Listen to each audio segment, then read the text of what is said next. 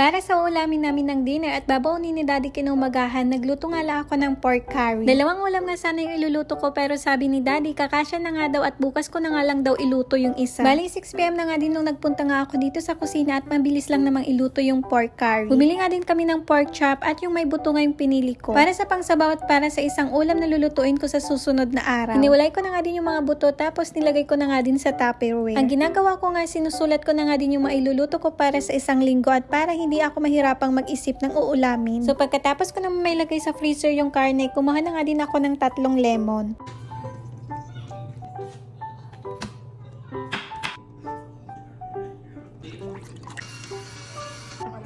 Eto nga sana yung isang iluluto ko, pork steak. Ibinabad ko nga lang muna at nilagay sa ref. Yun nga yung naisip kong baon ni Daddy sa duty. Bali pagkatapos ko mag-marinate ng pork steak, nagbalat na nga ako ng carrots at patatas. Magluluto na nga din ako ng pork curry at ipiprito ko nga muna yung carrots at yung patatas.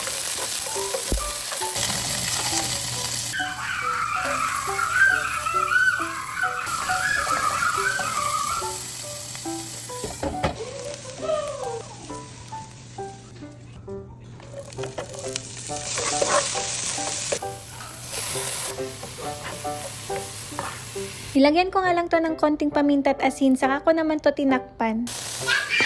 Para naman lumambot nga yung karne, naglagay nga ako ng tubig. Habang nagluluto nga din, isisingit ko na nga din ang pakikipagkulitan sa batang makulit.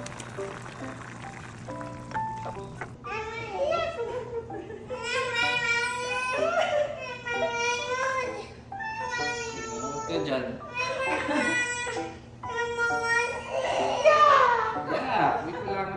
Naisipan ko nga din maglagay ng konting gata dito sa niluluto kong pork curry. At eto naman yung ilalagay ko, Vermont curry. Dalawa nga lang yung unang nilagay ko pero nakukulangan nga ako sa lasa, kaya naman naglagay pa nga ako ng 2 cubes ng Vermont curry. Wala na nga ako nilagay na ibang pampalasa. Mukha nga lang siyang alam nyo na pero masarap nga yan. Pagkatapos ko nga din magluto tetong at kumain na nga din kami.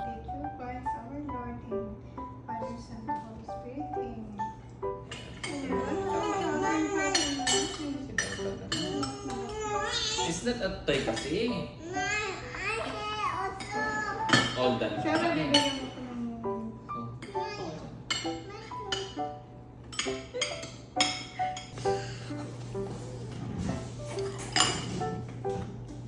Grabe nga at nagustuhan nga din ni Zane etong pork curry. Kapag kasi kumakain kami sa labas, ayaw niyang kainin yung curry dahil nga maanghang. Buti na nga lang talaga yung nabili ko hindi maanghang. What's that face? Sabi, king!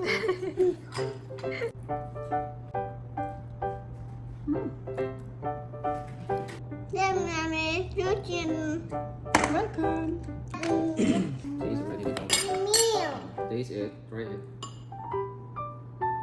What do you play? Tell me if it's yummy or no. It's yummy.